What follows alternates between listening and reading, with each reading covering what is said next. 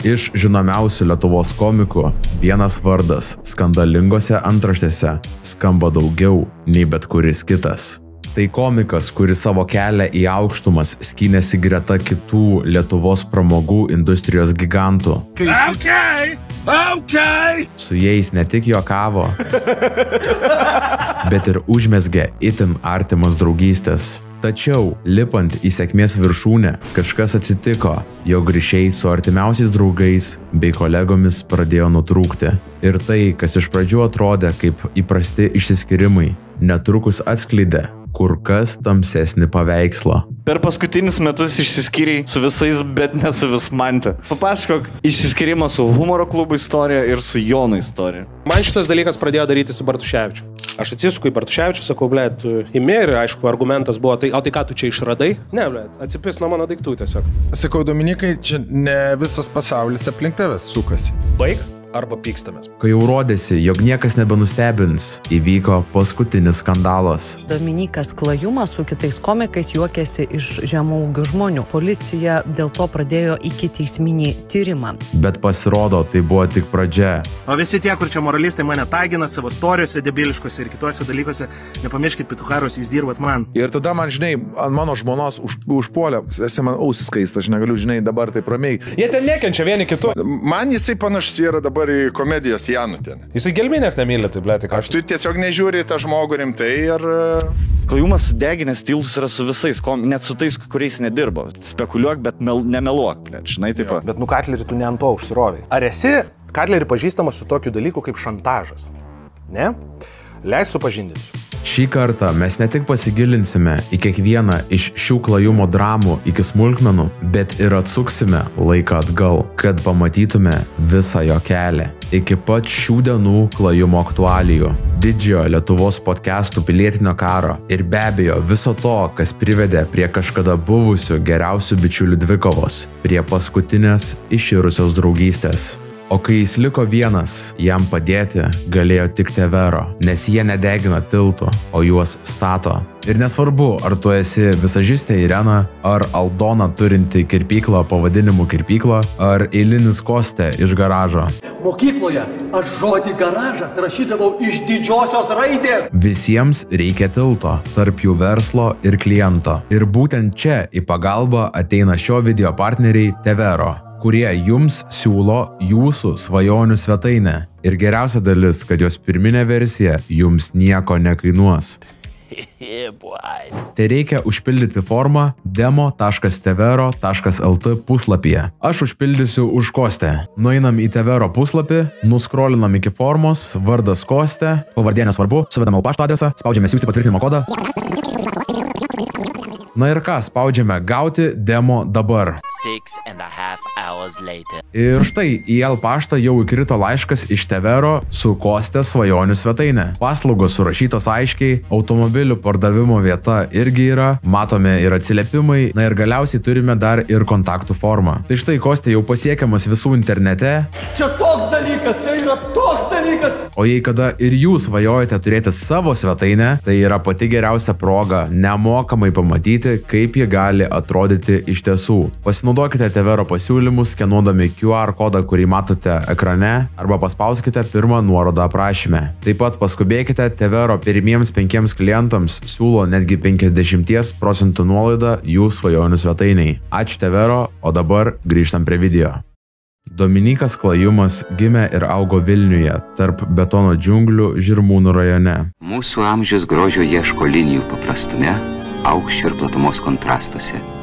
Visą tai galima rasti Vilniaus Žirmūnų rajone. Ir kaip ne vieno vėliau išgarsėjusio komiko atveju, jo vaikystė nebuvo rožėmis klota. Mano tėvas paliko šeimą, kai man buvo 12 metų. Ir be jokio bajerio sakau, jog tai buvo vienas tų atvejų, kai žmogus atsikelia ryte, išeina laikraščio ir nebegrįžta. Taigi teko mamai auginti vaiką. Vaiką, kurio charakteris, anot paties Dominiko, toli gražu nebuvo lengvas. Tėvas žydų vadindavo, nes jam atrodė, kad viską darydavau priešingai, nei būdavo pasakyta. Nuo mažens veiklų reiklus, bet maištingas, jis ieškojo savęs, tačiau ilgai niekur neužsibūdavo, o mokykloje jautėsi visišku nepritapėliu. Savo mokykloje Tuskulėnuose, tai aš ten iš viso buvau pilka pelytė, manęs ten nieks nemėgo visiškai. Tiek šeimos iššūkiai, tiek socialiniai sunkumai skatino jį ieškoti pabėgimo ir juo tapo televizija.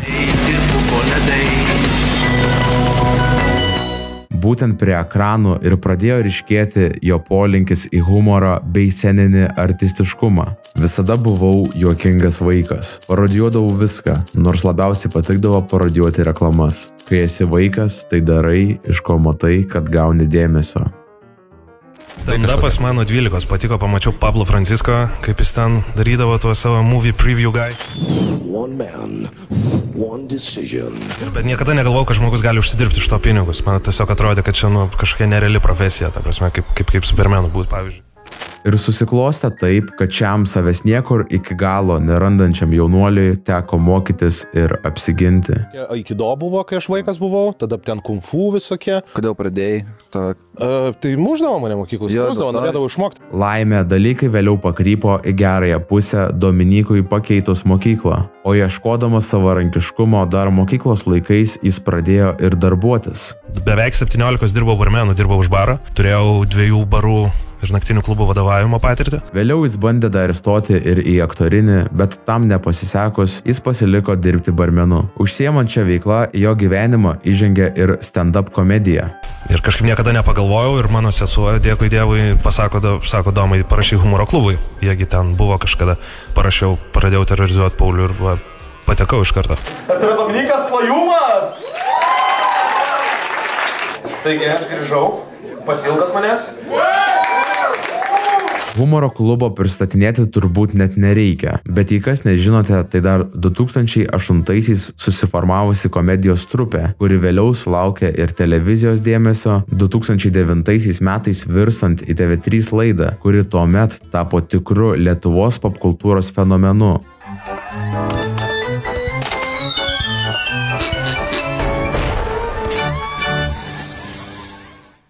Sveiki, čia humoro klubas.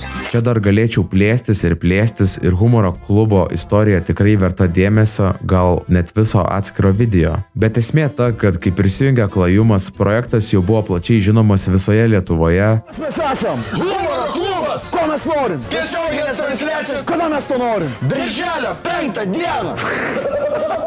Ir mūsų video herojus atsistojo greta tokių Lietuvos pramogų industrijos gigantų kaip Justinas Jankevičius, Mantas Tonkus, Mantas Bartuševičius bei Mantas Katleris, su kuriuo beje Klajumas nuo pat pradžių užmezgė ypač gerą ryšį. Katlerio bėda tame, kad ir ką jis sakytų, vis tiek rimtai priimti neįmanoma. Tai girdėjai, kad Putinas ten karą vakarams kelia. Ir nors šitas itin greitas patekimas į vieną ratą su sparčiausiai kylančiais Lietuvos komikais Dominykui be abejo buvo itin sėkminga galimybė, jis visgi dar kurį laiką nebuvo plačiai žinomas ar girdimas apart komedijos burbulo auditorijos, bet tai netrukus pasikeis. 2014-aisiais įvyko toks Radistai Village festivalis. Tai buvo renginys, kurį organizavo tuomet itin populiarūs Zip FM radio vedėjai, kuriuos galbūt būsite girdėję. Labas vakaras, draugai ir draugės. Sveiki Lietuva, iš karto non-stopas. Radistai. Tais metais į festivalį jie pakvietė ir humoro klubo pasirodymą su visa sudėtimi, įskaitant ir Klajumą, kuriam tada pasisekė dvigubai. Jis ne tik gavo progą užlipti ant scenos prieš daugybę žmonių, bet ir iškart po festivalio buvo pakviestas į vieną didžiausių radio laidų pas radistus. Tai šiandien pas mus humoro klubo užvedėjas Dominykas Klajumas. Labas. Tame interviu Dominykas papasakojo apie savo karjeros pradžią, vaikystę, kelis asmeninius dalykus, bet apskritai buvo gana kuklus, daugiau liaupsino kolegas nei save. Nes čia priklauso, aišku, nuo subscriberių visko ir tikrai ne dėl manęs žmonės eina į humoro klubą, o visi eina ir dėl Pauliaus, ir dėl Stonkaus. Panašu, kad su Zip FM Hebra jis visai gerai susibičiuliavo, nes dar tų pačių metų gale buvo paskelbta, kad nuo 2015-ųjų Zipo eteryje startuos atskira Klajumo radio laida pavadinimu Domofonas. Pagaliau išsipildė mano svajonė. Tais pačiais metais jis debiutavo ir didžiuosiuose ekranuose, nusifilmavęs filme Gautas iškvietimas. Filme beje ir Bartuševičius vaidino. Ai, pala, čiagi ne tas. Tuo pat metu humoro klubo karjera taip pat sparčiai kilo į viršų. Trupiai sekėsi vis geriau, bet tada netikėta žinia. 2016-aisiais atsiskiria 2 nariai – Mantai Katleris bei Stonkus. Paaiškėjo, kad bėgant metams Katleris itin suartėjo su kitu humoro klubo kolega. Mantas Stonkus ir Mantas Katleris sugrįžta į didžiausią šalies arenas. Bet kada ėmė skirtis? Čia buvo irgi humoro klubas, man tada atėjo Stonkus kažkaip ir tada prasidėjo toksai jausmas, kad gal jie labiau pradėjo draugauti, ar ne? Miniai, žinai, visą laiką tu, kai daliniesi draugystę su žmonėm, tai aišku, yra pavydas, netgi tu turi draugus, tu matai, aš nežinau, kaip įvardinti šitą meilę tarp vyrų. Tai aišku, tu kažką jauti ir tu to momentu neįvardėje. Ir jeigu žmonės pradedi mažiau leisti laiko, tai automatiškai šala santykis kažkur. Na, o Klajumas liko su humoro klubu, bet gyvenimas visgi nesustojo. Stand-upai toliau sėkmingai vyko ir jis toliau dirbo radijuje, kur vis dažniau kvietėsi ir kitus komikus, iš kurių vienas pasikartojančių buvo humoro klubo kolega Vaidotas Šiožinis, su kuriuo jie antiek gerai susidirbo eteryje, jog netrukus jau turėjo ir savo atskirą vakarinę radijo laidą. Trečio antro spaudos rūmose vyrai keikiasi, kelia kipišą, ar turime ekipažų? Vaidas ir Klajumas. Labas vakaras, jūs šį savaitgalį jau atidarė tą tokį, kur, žinai, kad taip kandi pomidorą taip su laukia, bet taip šašlykiukas ir taip bėga per ranką, biški druskytės, biški paduok pomidoro. Lietuvos ir pasaulio žmonės, su jumis sveikinas laida Vaidas ir Klajumas. Taip, lyg žmonės grįžtantis prie sakūrų, vyšnių ar bet kokio kito žydinčio gaidžio, nusifotkinti, įdėti Instagramą ir gauti 12 laikų. Vaidas ir Klajumas grįžta į ZipFM studiją, nustebint savo 12 klausytojų. Bet ilgainiui 600 vakarų radio eteryje žmonės linksminės duetas subūrė tikrai didesnę nei 12 klausytojų fanų bazę. Šiaip pasidomėjau jomis, nemažai turit labai ištikimus fanus. Ir laidos fanai ne tik klausydavo, bet ir būrėsi į Facebook ar Discord bendruomenės, aktyviai įsitraukdavo, palaikydavo ir sekė kiekvieną dueto apsiriškimą. Noriu svaryti namo, bet blemba kažkas čia už durų, krapžda žiauriai.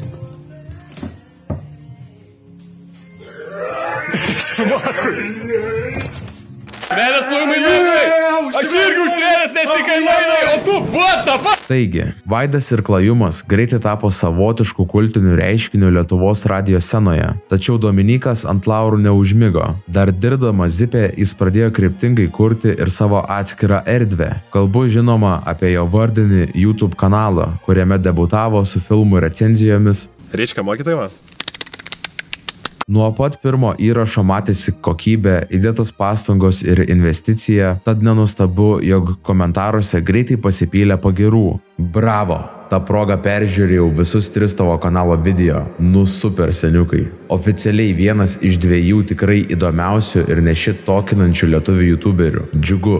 Klajumo turinio traukinys jau buvo įgavęs pilną pagreitį. Tačiau 2019 m. gegužę netikėta žinia. Vaidas ir Klajumas pasitraukė iš ZipFM. Jie taip pat pranešė, kad pradeda ruoštis naujam nemokamam podcastui, kuris nuo šiol bus ir su vaizdu. Turint omenyje jų jau sukauptą didelę fanų bazę, nenuostabu, kad tokia žinia sulaukė dėmesio. O aiškiausias to įrodymas – jų abiejų pakvietimas į kitokius pasikalbėjimus su Mantu Katleriu. Šiaip pasidomėjau jomis, nemažai turit labai ištikimus fanus.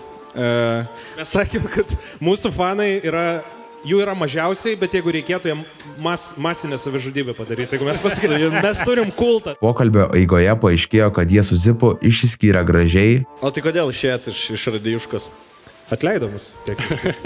Abipusių sutarimu. Bet Klajumas greitai patikslina, kad situacija buvo labiau kompleksiška. Mes su radiju buvo toksai dalykas, kad mes susitarėm, kad mes nebuvom radio laida, mes nebuvom Zipo laida. Mes patys produsavom savo laidą ir mes tarsi techniškai nuomavomės eterį. Štai toks dalykas. Jie kada nori gali mus atkabinti. Ir radijas paprasčiausiai pamatė, kad mes einam priešais. Ir tiesiog galų gale jie ir mes jau patys irgi jau šiek tiek kojos pavargo sėdėti 4 dienas per savaitę tenais. Vėliau Katleris užvedė temą ir apie tai, kaip projektas vystosi toliau. O tai bet dabar realiai darot lygiai tą patį, tik tai savo. Jo, bet dabar kartą į savaitę kažkur daryti, tokį ilgesnį. Ir kaip einasi, 2 laidos išėjo, mačiau. Vienas su svečiu. Jeigu Zipas girdi, davai priimkit atgal nežos. Čia dabar yra daugiau žmonių. Toks šūdas gaunasi. Visiškas. Iš pradžių gali pasirodyti, kad čia tik save menkinantis bairiukas, bet jame buvo šiek tiek tiesos. Matote, kai vyručiai pradėjo kurti turinį tik savo jėgomis, žmonės liko kiek nusivylę. Epizodai išeidavo tik kartą per savaitę, o komentaruose vis dažniau pabrėžta, kad šou suprastėjo tiek techniškai, tiek kūrybiškai. Gal dėl sulaukto mažesnio neįtikėtosi dėmesio, naujasis formatas buvo sustabdytas vos po 4 išleistų epizodų. Bet tai tikrai dar nereiškia pabaigos šiam duetui. Anaiptol. Tik jis grįž kiek kitokiu formatu ir kiek kitoje vietoje. Matote, po kitokių pasikalbėjimų tapo tik dar aiškiau, kad Vaidas ir Klajumas jau tvirtai įsitvirtinę Lietuvos pramogų scenoje. Mat jų interviu per kelis metus surinko net virš 500 000 peržiūrų. Bet kas išryškėjo dar labiau, tai kad Klajumas buvo pagrindinė šio dueto varomoji jėga. Mat atskiras montažas su geriausiais jo momentais surinko dar papildomus 200 000 peržiūrų, o komentaruose žmonės negailėjo pagirimų, koks talentingas ir neįvertintas yra Dominykas. Toks akivaizdus palaikymas Dominykui turbūt buvo aiškus signalas, kad atėjo laikas sutelkti visas jėgas į savo kanalą, kurio beje per visą Vaido ir Klajumo erą tikrai nebuvo apleidęs, išleisdamas ne vieną itin plačiai nuaidėjusi vaizdo įrašą, įskaitant Vienas namuose recenziją ir net savo stand-up specialą, po kurio sekė dar porą sėkmingų recenzijų ir net 2020 metų pradžioje išleistas paties Klajumo sukurtas trumpametražis filmas Močiutė. Taigi, į naująjį dešimtmetį Klajumas žengė su trenksmu ir 2020-ieji jam žadėjo ne tik asmeninių pokyčių, tarp jų ir santuoką su ilgametė drauge Vismante, bet ir itin sėkmingų karjeros lūžių. Didžiausias iš jų prasidėjo po to, kai Dominykas išleido Kitokių pasikalbėjimų recenziją, kurios pabaigoje laukia netikėta staigmena. Palaukite, atsiprašau. Taip? Vedėjų būt, tipo vest, už 200 eurų. Taigi, Klajumas tuomet stojo greta Manto Katlerio ir Ryčio Zemkausko, prisijungdamas kaip trečiasis Kitokių pasikalbėjimų vedėjas. Bet net ir su šia papildoma atsakomybė, jo asmeninis kanalas ir toliau buvo puoselėjimas, su sekančiais stipriais išleidimais, lietuviškų serialų recenzija ir Klajumo susitaikymu su tėvo istorija. Bet pasirodo, kad tai buvo tik Klajumo kanalo įsigazavimo pradžia, nes sekantis įkelimai jau nusimatė kitokie, startuoja kaip pats įvardino naujam Klajumo kanalo sezonui. Tai sveiki susirinkę į pirmąjį šio naujojo Klajumo kanalo sezono epizodą, podcastą, nežinau, pokalbį, vadinkit jūs kaip norit. Šalia manęs sėdi Emilis Vėlyvis, režisierius, žmogus, kurį noriu jau ilgą laiką pašnekint. Ir nors naujojo pokalbių formato debiutas nestartavo su 100 000 peržiūrų, sekantis video pritraukė jau kur kas daugiau dėmesio, nes į ekraną grįžo garsusis duetas. Labas vakaras, jūs šitiek laiko pralaukė Vaido ir Klajumo sugrįžimo. Ir šį kartą ne tik buvo gerokai rimčiau pasiruošta, ką atspindi daugybė giriančių atsiliepimų komentaruose, bet išryškėjo ir dar viena naujovė. Vidury pokalbio žiūrovai išgirdo netikėtą garsą. Tai paprastai niekas nėra... Aš nei senelį, nei močiučių net nebeturiu. Ai, tai tu supratau. Okay. Aš prieš. O kaip tu pasakysi, gerai, tavo dukra, pasimuliuokim. Kaip pastebėjo Alfredas komentaruose, redaktorius pamyšti išėjo su įjungtų mikrofonu. Video eigoje paaiškėja, kad prie Vaido ir Klajumo į eterį išties buvo prijungtas ir dar vienas asmuo, kuris vėliau pristatomas kaip redaktorius Jonas. Sėdi mūsų redaktorius Jonas. Kuris mums renka laiškus. Su kiekvienu epizodu Jono vaidmuo ir eterio laikas augo. Kartu daugėjo ir komentatorių cituojančių jį ar jo indėlį. Jonas yra New MVP. Jonas mano naujas herojus. Dominikai, kad ir kiek tu jam moki, per mažai. Žodžiu, Jonas ir Klajumas tapo kūrybinis superduetas. Vienas veidas, dvigubos kūrybinės smegenys. O tai, kas iš tikrųjų yra tas užkadrinis Jonas, atskleisiu šiek tiek vėliau. Bet esmė ta, kad su jo atėjimu kanale kaip greitai pasidarė akivaizdu, atsirado sistema, in-house montuotojas, padaugėjo rėmėjų, atsirado ir studija, kurioje startavo naujasis sezonas. Na ir svarbiausia, buvo kuriamas veikiantis, žiūrovams patinkantis turinys ir jo buvo gaminama daug, kas be abejo pradėjo auginti Klajumo kanalą lyg ant mielių.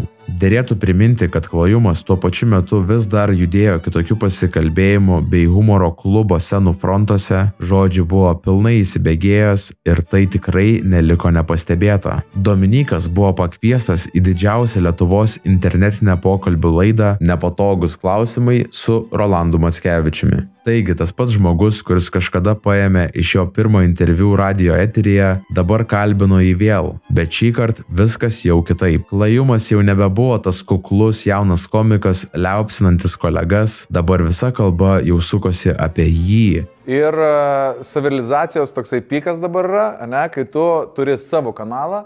Kaip tu pats jautiesi dabar, tavo čia renesansas kažkoks yra? Ilgame interviu buvo paliesta labai daug temų, nuo draugyšių ir kivirčų iki santuokos ir karjeros pokyčių. Dominykas nekartą paminėjo ir Joną. Mes visą šitą dalyką darom kartu. Tie, kas nežinot, aš darau su savo partneriu Jonu, mes darom kanalą. Mes kažkaip sėdėjom namuose pas jį. Kažką darėm, ar PlayStation, žaidžiam ir dar kažką, ir jisai sako, kas tu Klajumai esi. Nu ir kažkaip tada jau atsirado ta kryptis. Beje, šį kartą, ne taip kaip karjeros pradžioje, jau negailėjo pagirimų ir savo. Kokiam levelį galėtum save vardinti? Aš manau, kad aš Lietuvoje geras jau esu. Man kažkurio momentu atėjo tas dalykas, kad aš eičiau savęs pažiūrėti už pinigus. O jeigu tu paskambinti Ambrazevičiui arba Bartuševičiui? Pauliui paskambinti. Įskait, Pauliau, žinok, manau, aš noriu daryti solo, žinok, manau, kad humoro klubas tempia mane žemyn. Nu tai tavo reikalas, aš negaliu nei vieno laikyti. Ir čia galbūt buvo šiokia tokia pranašystė ar užuomena apie tai, kas laukia netrukus. 2021 metų pabaigoje humoro klubo Facebook puslapyje pasirodo įrašas Dominykas Klajumas palieka humoro klubą. Oficialiai trupė Facebook'e Klajumą išlydėjo su pagarba, pranešdami apie jo solinę karjerą ir pabrėžiant, jog Dominykas nepakeičiamas. Pats Klajumas nedaug žodžiavo, Facebook'o poste atitekojo humoro klubui ir teigė, kad 10 metų yra simbolinis laikas varyti solo. Taigi, iš pirmo žvilgsnio ši žinia atrodė kaip natūralus karjeros žingsnis išaugusiam komikui ir jaugi nebe pirmas toks humoro klubo istorijoje. Bet, kaip jau turbūt patys gerai žinote, šio taikiai atrodančio išsiskyrimo šešėlyje slypėjo kur kas daugiau, nei iš pradžių galėjo pasirodyti. Tačiau visa tai išaiškės tik maždaug už metų. O tuo metu, kol Klajumas ir toliau spaudė gazo pedalą savo kanalo veikloje,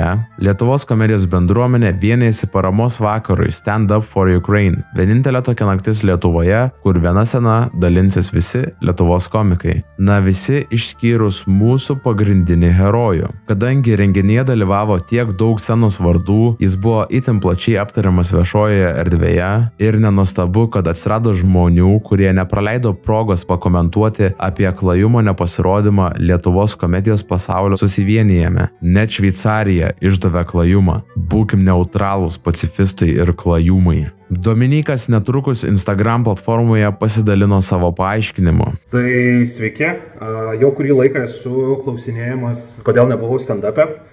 Ir kodėl nedarau jokių statementų. Jis akcentavo, kad esmė ne politinė pozicija, o jo performance anxiety.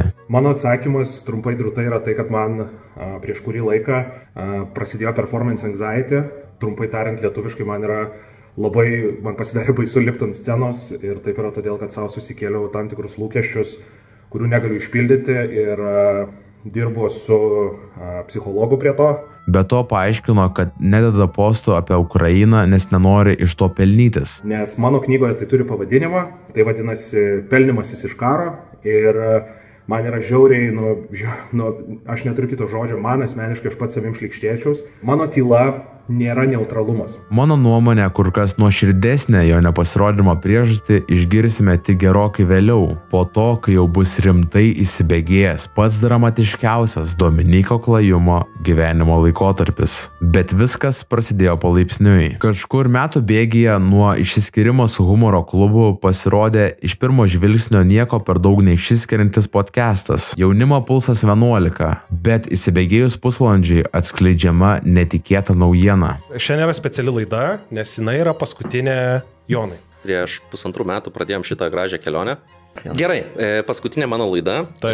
Aš esu labai dėkingas Dominykui, esu labai dėkingas žmonėms, su kuriais dirbau. Ir ačiū žiūrovams, ačiū, kad žiūrėjote, kai pasisakinėjau apie dalykus, kuriuos suprantu ir apie dalykus, kurių nesuprantu. Komentaruose vieni tikėjosi, kad tai tiesiog eilinis pokštas, kiti teigia, kad kanalas be Jono jau nebebus toks pat, dar kiti liko tiesiog nesupratę, kodėl nėra išsamesnio paaiškinimo. O šiai informacijos stokai buvo labai svari priežastis, tačiau ji visiems paaiškės tik gerokai vėliau. Po netikėtų naujienų baigėsi ir tuometinis Klajumo kanalo sezonas, įprastiems įkelimams grįžtant tik pačioje vasaros pabaigoje. Tačiau per tą vasarą viskas negrįžtamai pasikeis. Na gal ne viskas, bet dinamika Lietuvos komedijos pasaulyje tai tikrai.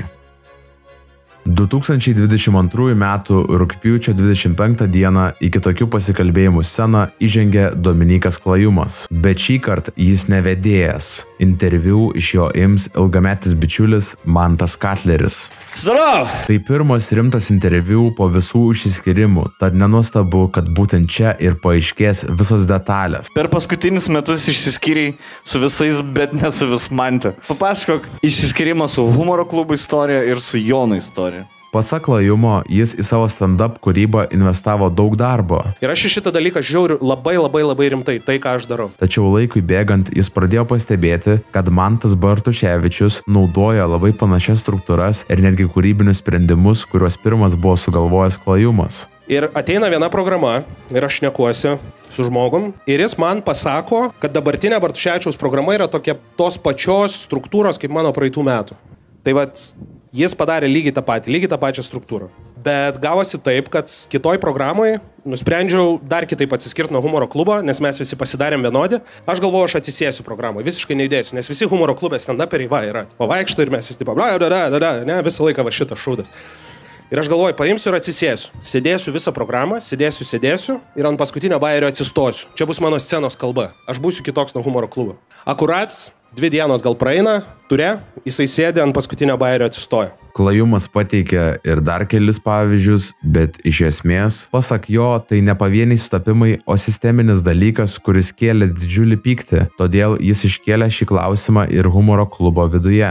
Aš atsisuku į Bartuševičių, sakau, ble, tu imi ir aišku, argumentas buvo, o tai ką tu čia išradai? Žinai, tu čia išradai šitą struktūrą? Nu, sakau, jo, bet sakau, o tai kada skaitysis, kad pizdininkai su juoda maikė skusta galva, žinai, ir pasakosi, kad su Vismante važinėjai, žinai, tada jau pizdinimas. Sakau, ne, čia yra riba, kur aš ją brėžiu. Nu ir man Hebra nieko nepasakė, visi patylėjo. Aš pradėčiau taip pat kaip tu bajerius skaldyti, dar visą kitą. Ir tu ir ką sakyčiau, ką tu išradai marškinių, žinai? Ne, ble, atsipis nuo mano daiktų tiesiog. Kadangi patys pasikalbėjimai įvyko kur kas anksčiau prieš paviešinimą, Bartuševičius jau buvo pasiruošęs, tad dieną po iškarpos įkelimo papaustino Facebooko įrašą, kuriame išdėstė savo poziciją. Vėlgi, kadangi įrašas tikrai ilgas, paprašiau savo geriausio draugo santraukos, kurią dabar matote ekrane. Iš esmės, Mantas nesutiko su kaltinimais, teigdamas, kad kalbama apie universalius pasakojimo įrankius, o ne kieno nors nuosavybę. Ir kad komikų bendruomenė bei artimiausi bendražygiai nematė programų panašumų, kurie reikštų vagystę. Jis taip pat pasidalino, jog po vidinio pokalbio su humoro klubu įkrito į tamsiausią mėnesį, iš kurio išlipo su atsakymu sau – nevogiau. Blem, aš nekartai vardinau tave kaip geriausią komiką Dominikai. Manau, kad tu tiki tais kaltinimais, kuriuos man metei ir nesvarbu, ką aš sakysiu. Prieš tęsiant istoriją noriu dar atkreipti dėmesį į porą komentarų. Sėdėjimą ant kėdės nukopijavot abu, byla baigta. Okei, tetukas papildys istoriją pilnai tada jau. Nesakykit, kad neperspėjau. Tačiau prieš keliaujant prie šito Klajumo atsakymo, manau dar būtų verta panagrinėti, kaip šią situaciją matė abi konflikto pusės itin gerai pažįstantis asmenis. Aš manau, reikia mums pakalbėti apie situaciją, kuri dabar susidarė šiandien, komedijos pasaulį. Rolandas rodėsi bandė išlikti neutraliausias, bandė raminti, kad kam čia pyktis, jeigu darai gerai, ko tu baiminėsi apie kopijavimą. Jeigu tu darai kažką gerai, kodėl tu dairaisi ir baiminėsi, kad kažkas iš tavęs kopijuoja? Dar pridūrė, jog nemano, kad Bartuševičius kopijuoja ir jog, kai visi sukasi tame pačiame rate, idėjos natūraliai supanašėja.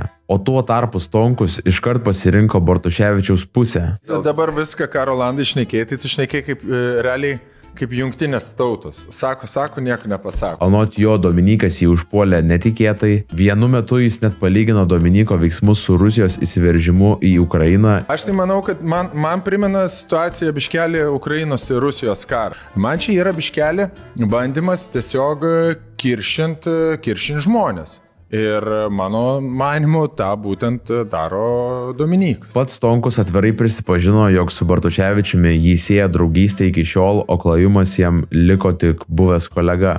Man tas yra žymiai... Man jis draugas yra. Dominykas buvo kolega, su kuriuo mes turėjom gyvenimo etapą vieną ir paskui išsiskyrė humoro klubuose ir mes kažkaip mūsų bendravimas nesitęsė. Stonkus dar pasidalino ir asmeninę istoriją, jog nesenai konfliktavo su Klajumu dėl komentaro. Aš pats turėjau su juo neseniai be užsimesgantį beefą, kai išėjo video naujas Demiko, aš parašiau, kad naujas išėjo epizodas, pagaliau. Klajumas piso komentarą, dabar gerai nebeatsimenu, nepacituosiu, bet ką čia moralės švyturys, kuris Bybius reklamuoja ant Ukrainos vėliavos. Ir sakau, Dominikai, čia ne visas pasaulis aplink tavęs sukasi, žinai. Tačiau įdomiausios įžvalgos buvo iš kažkada neišskiriamo geriausio bičiulio Katlerio. Aš su Klajum iš vis galėčiau net pasakyti, galbūt geriausiais draugais buvom kurį laiką gyvenime, kokį porą metų. Palaikau, aš dirbu ir su juo iki dabar, gurmanus darom, su Bartuševičiumi irgi esam draugai, aš toks kaip ir per vidurį esu. Jis atvirai pasakė, kad tiki, jog Klajumas nuoširdžiai mano, kad Bartuševičius pavogė struktūrą, bet pats Katleris taip nemano. Jo nuomonė čia labiau apie patį Dominyką, jo praeitį, traumas, nuolatinį poreikį validacijos. Plius Klajumas, biški turi problemų su pasitikėjimu savim šiaip.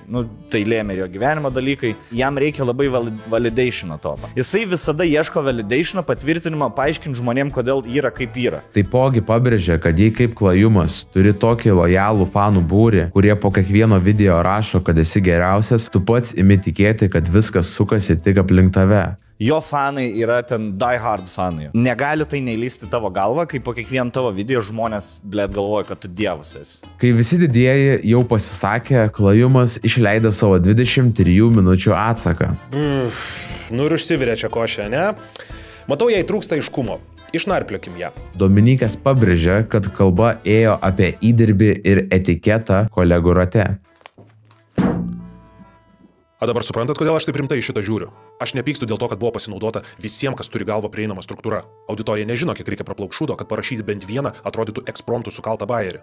Aš pykstu dėl to, nes tarp žmonių, kurie visą šitą žino ir mato, nėra pagarbos padaryta investicijai ir įdėtam laikui. Ir reikėjo stengtis dėl kiekvieno centimetro, kad padaryti kažką įdomaus ir unikalaus. Ir aš tiesiog nusprendžiau, kad nebenoriu būti vietoje, kurioje yra okei taip elgtis. Suprantat, kur parke? Tu visą laiką įsivaizdavai, kad tu gali ateiti prie chebros ir pasakyti, štai yra problema. Šitas dalykas man nepatinka, čia yra mano ribos ir štai yra argumentai dėl jų.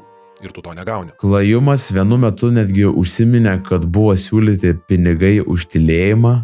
Jeigu parkių tarp komikų nėra, kodėl, kai Manto nebuvo šalia, man buvo pasiūlyta tiek pinigų, kiek aš įsivaizduoju, kad Mantas yra man skolingas iš komercinės pusės. Vaizdo įrašį Dominykas taip pat pridėjo, jog gailisi, kad su Vaidotu išsiskyrė keliai. Šiaip labiausiai tai gaila, kad prie visų solidarizacijų prisidėjo ir iš visų veiklų su manimi išėjo Vaidotas Šiožinis. Kaip pat supratau, čia yra Vaidžio principas, jog jis nenori būti su žmogumi, kuris negražiai sako apie kompaniją, kurioje jis dabar yra. Principai gerai gyvenime. Gaila, kai jie veikia tik į vieną pusę. Tada Klajumas dar išdėstė savo ir Stonkaus konflikto versiją. Stonkus man paskambino ir mes pradėjom aiškintis, kas čia vyksta. Mums pasišnekėjus apie susikalimą komentaruose, aš jam susumavau jo lindimą prie manęs su Ukrainos tema. Jis man tai telefonu sulygino su jo raustinimu už girtą vairavimą, bet nežinau kaip jum, bet man atrodo yra didžiulis skirtumas tarp raustinimo už Zajavą ir tarp to, kai tu gyvose stand-up renginiuose, kuriuose yra renkamos lėšos Ukrainai, bei savo populiariausiam Lietuvoje podcast'e, patiki mane kaip minimum neutralą ir maksimum prorusišką. Mes turbūt jau kaip žmonės skiriam, kokį emocinį bagažą atsineša pasitampimas į pisų su džipu po mišką ir lyginimas manęs valstybę vykdančią genocidą. Ok, bet grįžtam prie pokalbio telefonu su Stonku. Aš jam paprasčiausiai pasakiau, baig arba pykstamės. Jis tada telefonu pradėjo kelti balsą ir aš jam labai aiškiai pasakiau, tu man neskambinsi ir neriekausi, nes kitaip įlysi į tokią vietą, iš kur tau bus labai sunku išlysti. Jis manęs paklausė, ar tu man grasini? Aš jam atsakiau, aš pasakiau, ką aš pasakiau. Šitą kaip tyčia pamiršo podcast'e paminėti. Vienintelį Katlerį išskyrė, su kuriuo pavyko rasti bendrą kalbą.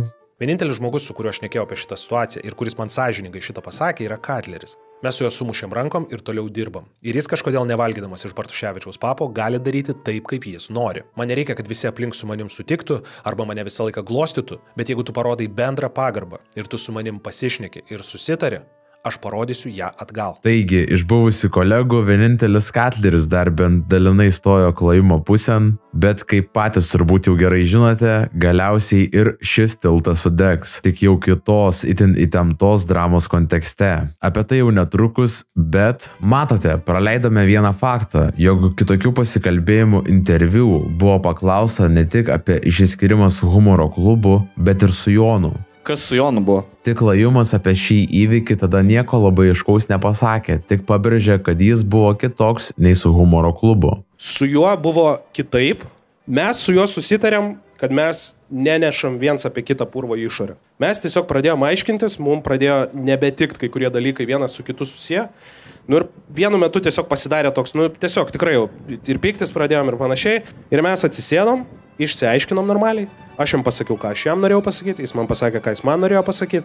Ir mes susitvarkėm labai civilizuotai, labai gražiai viską, jisai gražiai viską susitvarkė ir mes tiesiog išsidalinom ir sakom gerai. Tačiau šis pirminis paaiškinimas žmonių simpatijų Klajumui dar tikrai nepridėjo. Dominykas su visais susipykęs, labiausiai su savimi. Jei atvirai tik dėl Jono ir jo įdomių įžvalgų buvo žiūrėta. Ir daliai žiūrovų vis dar buvo neaišku, kasgi čia tiksliai įvyko. Tačiau visa tai pradės aiškėti tik gerokai vėliau, jau atslūgus humoro klubo dramai ir pradėjus bręsti naujam konfliktui, kurio užuomazga tapo dar vieno Klajumo komandos nario pasitraukimas. Kalba eina apie montuotoją Egi, kuris prie kanalo prisijungė maždaug tuo pat metu, kai Jonas ir Dominykas pradėjo dirbti kartu. Tačiau Jonui pasitraukus, Egis dar beveik 1,5 metų tęsė bendradarbiavimą su Klajumu iki pat 2024 metų pradžios, kai jo pavardė staiga dingo iš podcast'o aprašymų. Tačiau iš YouTube'ės montuotojas Egis niekur nepasitraukė, pats pradėdamas kurti video, bet jau savo YouTube kanale, kuriame 24 metų gegužę paleido intriguojančiai pavadintą video Kas nutiko lietuviškam turiniui. Būtent šis įrašas taps pirmuoju domino užvedusi šią naująją dramą, kurios metu išryškės kur kas daugiau detalių apie Dominyko ir Jono skyrybas. Tačiau, kadangi visa tai, kas įvyko per vidurį, bendrai apima maždaug 1,5 valandos turinio, o mūsų dar laukia kur kas rimtesnių pasekmių pagrindiniam video herojui turėjusi drama, tiek jūsų, tiek savo kantrybės labui nusprendžiau neapžvelginėti kiekvienos smulkmenos ir pateikti jums mega glaustą visko versiją. Egis įkėlė minėtą video, kuriame kritikavo lietuviško turinio kokybę, bet Dominyko tiesiogiai nepuldinėjo. Klajumas podcast'e sureagavo, dalinai sutiko ir šiek tiek pakritikavo Egio video. Tada Egis iššovė distreką su Sasha the Jeweler Klajumui ir tada Klajumas įkėlė savo išsamesnį pasisakymą apie šią situaciją, kur visų surprizui teigia, jog gavo laišką iš Jono, o vėliau ir teisinį reikalavimą iš Jono bei Egio. Pretenzijos buvo dėl šmeižto ir pokšto, kurį Dominykas pasakė podcast'e. Taip pat šitame video pirmą sykį kanalo istorijoje Jonas buvo įvardintas pilnu vardu. Linkėjimai Jonas Navickas. Paslaptis dingo, užkadrinis balsas visados buvo Jonas Procesas Navickas. Čia dar reikėtų išsiplėsti, kad dramos eigoje išaiškėjo, kad Jonas su Klajumu buvo pasirašę konfidencialumo sutartį, būtent todėl apie skyrybas visados ir buvo kalbama per aplinkui. Bet čia viskas dar nesibaigė. Egis netrukus iššovė atsaką į Klajumo atsaką, paleidęs valandinį, dabar jau viešai nebepasiekiamą įrašą su labai intriguojančiu pavadinimu. Visa tiesa, kaip Klajumas sunaikino mano kanalą. Komentaruose buvo ir tų, kas palaikė Egi, buvo ir tų, kas rinkosi Klajumo pusę, bet bendrai susidomėjimas šitos dramos atomazga jau buvo kur kas menkesnis. Konteksto dėliai dar verta pabrėžti, kad Egis minėjo dažnus konfliktus į ofisą aktyviau įsitraukus Klajumo žmonai, esą tai kėlė trikdžius filmavimuose, paskatino pletkus ir neigiamą atmosferą atmosferą, tai Klajumas savo atsaką į Egio atsaką į jo atsaką pradėjo gindamas savo žmoną.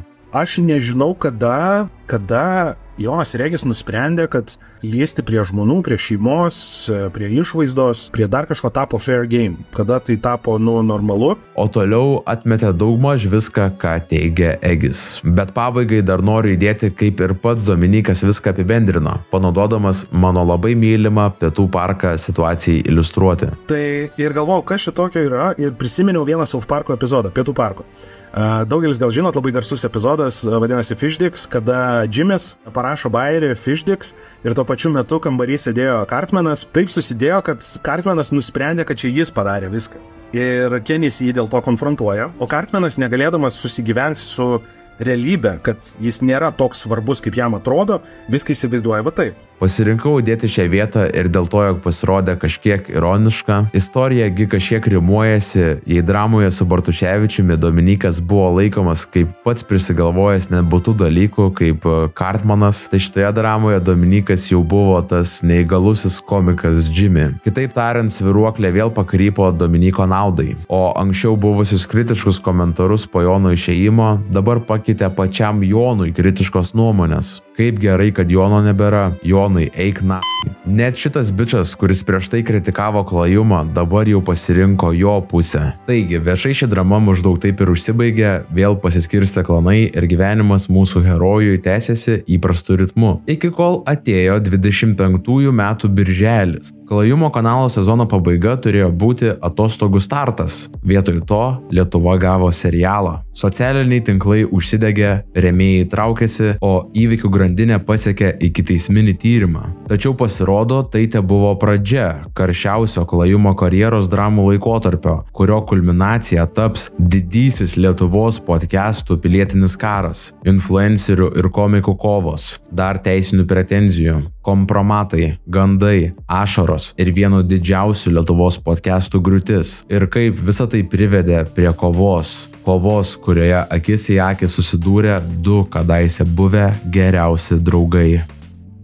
Bet pradėkime sugrįždami prie Jimmy iš Pietų parko. Neįgalus personažas, kuris taip pat yra komikas, kur baigėsi humoras, o prasideda žeminimas. Pavyzdžiui, Klajumas tai iš vis nepastoji, tam pisas žoskus bairius, kur tiesiog atpis žoskus, ir man labai juokinga, bet žmonėm ten jau per daug tiesiog būtų. Ta riba yra kažkur visą laiką. Ir jinai arba yra pastumta labiau, arba ne. Truputį sunku, aš komedijos genijus. 2025 metų birželio gale pasirodo podcastas Koks skirtumas 70. Ir kaip sutapimas apie ribas ką tik kalbėjusio komiko, įprastai buvusio vieno iš šios tinklalaidės vedėjų, šį kartą kaip tik nesimatė. O ties maždaug 40 podcasto minute Klajumas su kolegomis nusprendė sureaguoti į LRT projektą. O čia tai net ne Liliputė, čia man atrodo Cololo dukra. Tu juokauji. Rimtai? Cololiukė.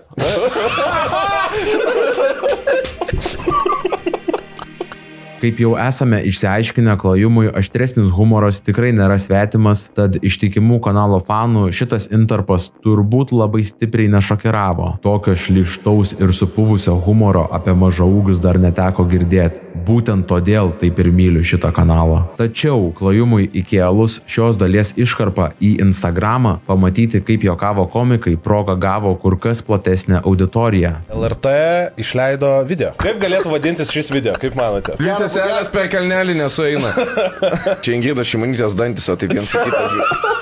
Bet rimčiausios audros užvirė, kai šį klipą užtiko ir juo pradėjo dalintis Instagramo influenceriai, iš kurių bene aktyviausiai reiškėsi negyvo eterio klano Agnė Kulitaitė, kuri ne tik pasidalino kritiškų įrašų keliose platformose, bet ir komentaruose informavo, jog LRT komanda kreipėsi su dideliu prašymu ištrinti video, nes bijo dėl laidos dalyvių emocinės būklės, ypač dėl epizode aptarinėjimos merginos. Ant kritikos bangos greitai užšoko ir dar daugiau įvairiausio plauko influencerių, įskaitant ir Gerdą Bieliauskaitę, be abejo ir Stano pasisakė, kad skandalas apkartino jo atostogas. Tarp kritikų taip pat galėjai pastebėti ir buvusių kolegų negyvo eterio klano antrasis pusės, įskaitant Stonkaus tuomet dar būsimąją žmoną Gelminę ir Rolando žmoną Ievą Mackevičienę, kuri viename Instagramo storyje netgi siūlė cancelinti Klajumą, o prie to tikėtina prisidėjo ir paties Klajumo reakcija į visą šį influencerių užkurtą skandalą. O, blemba, suprakaitavęs visas, grįžtų iš trefkė, žiūriu, čia visi mane tagina visur. Tai žiūrėkit, trumpai ir greitai. Visi čia, kur atsisėdė, aiškinat, kaip čia galima juokauti ir panašiai. Nepamirškit, kad blemba jūs esat problema, nes jūs galvojat, kad suaugęs žmogus su trumpom rankytėm ir kojytėm negali taip pat bairio, kaip jūs priimti. Tai galit susikišti bibį savo visus šitus dalykus. O visi tie, kur čia moralistai mane taginat savo storiuose, debiliškose ir kitose dalykuose, nepamirškit, Pitucharos, jūs dirbat man. Jūs man keliat ryčą, jūs man keliat komentarus ir pažiūrim, kas daugiau turi autizmo šitam dalykui. Jūs ar aš.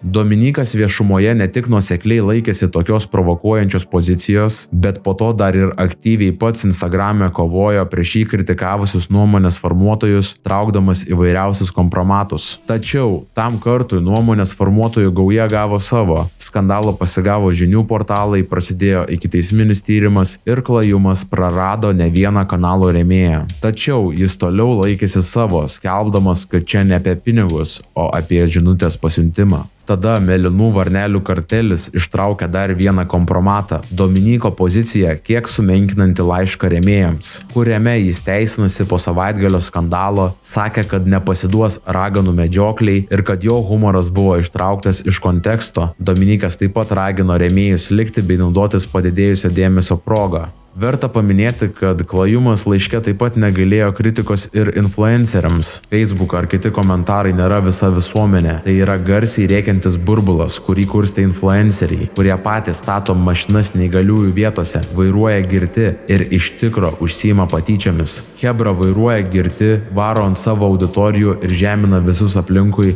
bet vis tiek storiuose apsikrovė kremais. Ir nors tikslių vardų Klajumas neįvardijo, dalis žmonių internete spekuliavo, kad jis čia omeny turėjo jį atakavusių influencerių Gelminės ir Ievos vyrus, buvusius Klajumo kolegas, negyvo eterio klano Stonkų ir Rolandą, iš kurių vienas buvo pagautas girtas už vairo, o kito automobilis buvo nufotografuotas stovint neįgaliųjų vietoje. Tačiau tuomet negyvo eterio klano vyrukai vis dar ilsėjosi nuo podcasto, tad tiesioginės kalnų konfrontacijos dar teks palaukti. Tačiau jau ir tada užkulsiuose brendo kitas proxy komikų ir influencerių karas. Bene aktyviausiai iš influencerių Klajumą kritikavusi Agnė Kulitaitė teisiniais skundais užsipuolė ir kitą dramų situaciją apžvelgusi komiką Savaitės Rifo Emilį Jokūbą. Jo, dėl to Rilzo, kur pasakiau. Oi, va čia tai patyčias, to patyčių kultūrai, oi aš rimtas, oi aš moralės kompasas. Kulitaitė tokia irgi, ką tu bazarinė, kai tu tavo visas temas yra kaip šilpė Amsterdame, nu tai pasiprašau. Parėjo vienas skundas iš šios advokato, tipo pretenzija, kad išimti iš podcast'o tą vietą ir tą Rilzą. Tada praeina dar kažkiek dienų, praeina dar viena pretenzija, kad jeigu praeis tipo 7 darbo dienos ir nebus išimta, jau pilnai. Aš norėjau, aš esu sėdžiu Kipre, aš norėjau nuskrinčiotinti tą mailą, įpysti pas save ant sienos, Facebook'e, parašyti tiesiog sugadino atostogas. Ir kaip paaiškės vėliau, Klajumas užkolsiuose tuomet padėjo Emiliui atsilaikyti prieš šį bendrą priešą. Spėkit, kas Emiliui padėjo teisiniais klausimais, kai jį Kulitaitė užsipuolė. O sekantis po Rifo podcast'o aptarti visų vasaros aktualijų grįžo pats Klajumas, pradėjęs nuo žemaūgių skandalo apžvalgos. Vienintelė problema yra tada, kai tu neįgalų žmogų laikai vaikų. Nes tu galvoji, kad jis mažiukas vaikiukas, o tai yra suaugęs žmogus. Jis tiesiog mažas kūnu. Ne, tai sen, tu dabar ginčiai tokį pointą, tai tas žmogus ir pasakė, man nezaipys buvo. Tai čia... Jis neilgai trukus perėjo prie kitų aktualijų, kuriuose kaip tik figuravo jį ne per seniausiai kritikavusios influencerės. Kas dar nutiko vasarą? Susitokė man tai vasarą? Jo, buvai Stonkaus vestuvėse. Jo. Papasakok. Man patiko Stonkaus vestuvės, labai gražios, mačiau video. Nuotaka labai graži. Na. Labai patiko pažiūrėti. Na. O kadangi nei į vienas iš vestuvių Klajumas nebuvo pakviestas ir tarp dalyvių vaidenosi ne vienas anksčiau su Dominyku konfliktavęs asmuo, turbūt labai nenustebinsiu, jog atstumtasis Džokeris nepagailėjo aštrių komentarų. Ir žiūri, va taip į Stonką ir galvoju, nu jis turi kažkaip Jis turi kaip Stonkus pasielgti. Ir matau, kad jisai ne į gelminę žiūri, o žiūri, ar jį žmonės žiūri. Žinai, tipo, aš tokiuosi dabar ir galvoju, blet, kaip Stonkiška. Tas ratas ir tie žmonės yra toks, jie tokie įdomus, taip, sakau, pauksuotas cepelį. Aš norėjau būtent musę ant sienos. Tik tai tas susitokė dar man tas kancleris. Katleris, jo. Bet pas juos jie kukliau. Jo, jie ten visiškai dviesi, mačiau, kad buvo mačiutė kažkokie, dar kažkiek žmonių ir Stonkus su gelminė. Taip, manęs nekvietė. Kodėl? Gerai, pasakykite, kodėl manęs jie nekviečia į vestuvės? Nežinau, dėl nemėgsta tavęs. Bet tai būtina nemėgti, aš pusės jūsų nemėgau mano vestuvės ir ką, bet fotkės tai geros. Tu galvoji, jie ten visus mėgsta, jie ten nekenčia vieni kitų. Manęs tai nekvietė. Nu, jisai gelminės nemylė, tai blėti, ką aš. Tik norėjau paklausti vieną dalyką, ar tu myli mane gelminę? Myliu, aš gelminėse. Bet triusikų. O kaip galvoji, ar aš tai myliu mažytę? Myliu. Tikrai galvoji tai? Tikrai. Ačiū ir aš tai myliu. O tuo tarpu po vestuvių iš podcast'o atostogų pirmos apie grįžimą pradėjo skelbti negyvo eterio čia tik tarp mūsų vedėjos. Tik buvo ir netikėtų naujienų. Nuo Aistės Katlerės, Gelminės Glemžaitės Stonkės ir Agnės Kulitaitės atsiskyrė komikė Vita Žiba. Ir kaip paaiškės netrukus, čia buvo pakankamai žibalo, kad užsilepsnuotų visas jų podcastas. Visos šitos dramos detalių neapžvelginėsiu, bet iš esmės Emilio ir Kulitaitės susidūrimo fone išėjo dar naujienų apie Agnę Kulitaitę, kurias apžvelgė šviežiai podcastą palikusi ir į televizijos ekranus persikraušiusi Vita Žiba. Venecijos filmų festivalyje ant raudonojo kilimo pastebėta nuomonės formuotoja Agnė Kulitaitė su verslininku Giuseppe Barboni. Jeigu galėsim nuotrauką. Verslininku Giuseppe Barboni? Taip. Žiūrėkit, čia yra The verslininkas. The Giuseppe Barbonis. Giuseppe įsikėlė video, kaip bučiuojasi su Agne renginio metu. Jau tas toks. Kai reikia pasišert prieš žvejojant. Kame problema, kad žmonės pamatė, kad jis prieš dieną ar dvi įsikėlė nuotrauką, kaip jis su kita moterim bučiuojasi ir irgi traukia kabliuką. O taip pat yra fotkė? Taip, jis skaudino mūsų lietuvišką širdelę. Giuseppe pakulitaitino Kulitaitę. Turbūt nebūtų per drąsu įsivaizduoti, kad tokie pasisakymai neliko nepastebėti ir vargu ar Kulitaitei jie labai patiko. O kad tarp panų podcast'o ir Vitos įsipleskė įtampa pasirodė visai tikėtina, kai Vita įkėlė, o vėliau ištrynė sarkastišką komentarą, užuominomis leidusi suprasti, jog po atsiskyrimo buvo tiesiog ignoruojama. Netrukus internete ėmė sklisti kalbos, esą būtent Agnė ir pastumėjo Vitą pasitraukti iš tinklalaidės, tačiau pati komikė vėliau patikslino, kad buvo kitaip. Blogai viskas nuėjo į blogą pusę ir, labai šudinai kaip žiurkė. Žiurkiškai pasielgiau, tikrai žiurkiškai. Nereikėjo to viso dėti. Pirminės aistros greitai prigeso, tačiau drama jau buvo įsibėgėjusi, o ją jau pasigavo žiniasklaida bei pletkininkų bendruomenė. Pradėjo sklisti įvairiausi gandai ir apkalbos apie toksišką atmosferą pačių merginų podcast'e. O kas jau tikrai nepraleido progos įpilti dar šiek tiek žibalo į ugnį, tai be abejo nesenai tų pačių podcasterių kritikuotas mūsų pagrindinis video herojus, įkeldamas ne vieną gandais apipintą Instagramo story ir viešai palaikydamas Vitos atsiskyrimą. Vėliau Dramo Dominykas aptarė ir savo podcast'e. Kalba turbūt apie mergų podcast'o dramą, kuri dabar šiuo metu vyksta. Realiai dabar istorijose vyksta karai, screenshotų ir praktiškai galima girdėti katinų pjautynės ausys. O užkaitus apkalboms ir kritiškam dėmesiui galiausiai viskas buvo nugesinta su žinute nuo Aistės ir Gelminės. Sveiki. Tai kas tikrai galėjo pasibaigti tiesiog privačių pokalbių ar susitikimų ir išsiaiškinimų, pavirto į didžiulį skandalą ir dramą. Mes nusprendėm nebetęsti čia tik tarp mūsų podcast'o ir iš karto labai atsiprašom visų žiūrovų, kurie laukia naujo sezono. Taigi šiek tiek ironiška, kad dėl šiek tiek žibalo teko prigesinti podcast'ą, Kulitaitė išvis savo temui, o atstumtasis džokeris tam kartui pamėtęs malkų į ugnį prisidėjo prie nemenko chaoso ir atrodo gavo savo. Influenceriai sėkmingai counteratakuoti, peržiūros aukštos, renginiai pareklamuoti. O tuo tarpu atostogavęs nuo podcast'o vėl tie patys klanas analizuoja žalą. Žmonos tikėtina suirzusios po skandalų, pletkų ir antraščių, gal ne visos, bet kad papildomo galvos skausmo buvęs draugelis sukėlė, tai nenustebčiau. Ir dar kai ne tik apie tave ir tavo draugus viešai prikalbėta įvairiausių dalykų, bet ir antrosios pusės paliestos, nenuostabu, kad galima priimti dalykus kažkiek asmeniškai. That's all I needed for him to do that, and it became personal with me. Bet turbūt niekas nesitikėjo ant kiek asmeniškai. Praėjus maždaug savaitėj po merginų podcast'o griūties, vėl tie patys vyrukai grįžo su beveik 5 valandų epizodu, iš kurių klajumui buvo skirta gera pusvalandžio dalis. Gerai, dar vieną temą yra nepaliesta, kur skandalinga klajumo šitas. Kaip jumbat? Kad buvo kritiški žemaūgių skandalui ir klajumo komunikacijai labai nenustebino. Ir aš galvoju, aš taip nedaryčiau, žinai, man atrodo, kad yra neteisinga. Ištrink ir ir viską, žinai, taip pasibaigs. Man jisai panašus yra dabar į komedijos Janutė. Kuria kažkokius naratyvus apie savo nepatinkančių žmonės arba su kuriais nesuėjo, paleidžia juos tipo taip tarp kitko į pasaulį ir po to, gal tai buvo, gal taip nebuvo, aš gal taip sakiau, gal taip nesakiau, o žmonėm tiek ir tai reikia, žinai, pasigauti.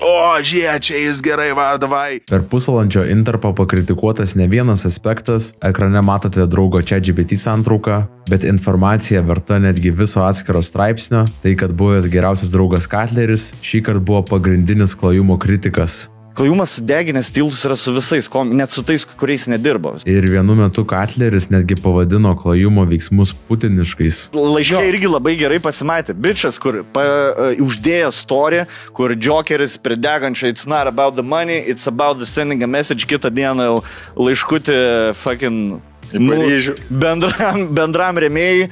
Vėl skaldimas tiesiog, skaldimas žmonių, rušiavimo žmonių. Čia influenceriai, čia ne influenceriai. Dabar susitelkime tie, kurie nemėgsta, tai influencerių visų, o yra daug tokių žmonių, kurie nemėgsta. Vienikimės, aš pabūsiu jūsų balsą. Ne, bet čia putinistiškai. Žiūrėk, absoliučiai, čia yra Rusija. Tada Katleris dar atkreipė dėmesį į ne vieną anot jo klajumo melą. Pavyzdžiui, klajumas sako, stonkus gelminės nemyli. Klajumas, stonkus gelminės šis nemyli. Va tokie dalykai, pavyzdžiui, sakyt, čia yra šlykštus melai. Buvo daugiau melų tipo, kad Bartuševičius, Stonkus ir nežinau ar apie mane, bet kad ne patys rašys ir galimai voks, tokie gandai sklinda. Ir žinai, kai žmonės išgirsta tokius dalykus ir mes, tarkim, nieko apie tai, jeigu nesakom, tai, tai gal klajums kažką žino, jis ten inside info turi, žinai, jis trina, spekuliuok, bet nemeluok, žinai, tipo, apie tokius dalykus, kurie kenkia ir mūsų karjerai, ir mūsų, žinai, asmeniniam gyvenimui. Tiesiog aš noriu apginti šitą poziciją ir aš nenoriu daugiau apie šitą šnekėt. Paėmus bendrai, vėl tie patys vyručių pasisakymai kaip ir nenustebino, žinant visą kontekstą. Gal net ir tuos lyginimus su Rusija įmanoma pritemti prie to, kad klajumas yra provokatorius. Ir vis dėlto, jei viskas tuo būtų pasibaigę, istorija dar galėjo išlikti pakankamai civilizuota. Bet įvyko tai, ko galbūt buvo galima tikėtis. Bet palauk, tuoj bus su sąrašu visais pasisakymais. Nežinau, ir analizė padaryta, kaip... Tai gerai, kur čia klysti, visą laiką taip darė. Visada daro, bet aš tikiuosi, nereiks čia žiūrėti šito dalyko ir klausyti paskui. Ir tai, ko turbūt niekas nesitikėjo. Išaiškėjo, kad provokatorius Jokeris gavo savo. Klajumas išlikdamas klajumu įkėlė video atsaką mielas Katlerį. Man įdomu, kodėl aš tiek beefų turiu? Tai gal čia turim problemą? Ne. Kurį pradėjo dekonstruodamas Katlerio jam atsiųstą privačią žinutę. Mano tikslas šiandien labiau yra jums pasiekti pasaką. Jam ant šeštadienį atsiuntė Katleris į Messengerį. Grasinimai, kesinimasis į sutartis, kompromatai apie neištikimybę ir dar daugiau detalių. Visa tai davė pakankamai parako klajimo videkui, kuris akimirksniu tapo sensacija. Bet Katlerį tu ne ant to užsirovė. Teismais ir atimtais darbais grasintis, yra... Vėliau Katleris pats prisipažino, jog padarė klaidą. Jo, tai iš kur ta žinutė atėjo? Šiaip buvau piktas tikrai ant klajumo, bet mano tikslas buvo nipit in the butt, sakant, užrauk šitą, tą ką rašiau ten, kad, čia aš pripažinsiu tikrai perspaudžiau perspaudžiau gazą. Neturėjau šitokio leidimo rašyti, tiesiog vėlgi, buvau racionalus biški ir žodžiu, vėl parašiau, ką parašiau. O vėlesnėme podcast'e dar paaiškinom papildomas aplinkybės. Pasivaikščiau biški apie savo lausen, dar istorijas įkėlęs. Nu, parašiau žinutę, žinai. Aš pripažinsiu tikrai, su žinutę perspaudžiau. Tada iš to kampo, kaip aš mačiau, tai tiesiog taip, žiūrėk, Klajumai, jeigu tu toliau darysi šūdą, aš irgi darysiu šūdą, žinai. Dabar, kai žmonės renkasi taip pusės, ką palaikyti, ko nepalaikyti, aš manau, yra du kertiniai dalykai, žinai, nuo ko tu pasirenki pusę. Ar tipo Klajumas perspaudė ir ar aš tipo per jautriai sureagavau ir tas antra, ar aš perspaudžiau. Tai dėl antro aš prisipažįstu, aš perspaudžiau, bet dėl pirmo aš vis tiek laikau savo nuomonės. Mano nuomonė nėra teisinga arba tas, skaičiu būdų pridurkai pabuvom šitoj stacijai. Taigi, eilinį sykį mūsų video herojus išprovokavęs ir tada paviešinęs privatų susirašinėjimą vėl pakrypė naratyvą savo naudai. Sako, ir Pauls Discord'e, kas ką palaiko, žinai. Tai rašė pradžių 12%, mane palaikė, 8 Klajumą. Taigi provokatorius Jokeris vėl gavo savo, bet tuo pačiu metu dar vienu draugu mažiau. Dar vienas sudegintas tiltas. Tai kas čia iš tikrųjų laimėjo? Tai turbūt žiūrovai ir Klajumo tėvas, kuris paliko Dominiką prieš jam paliekant jį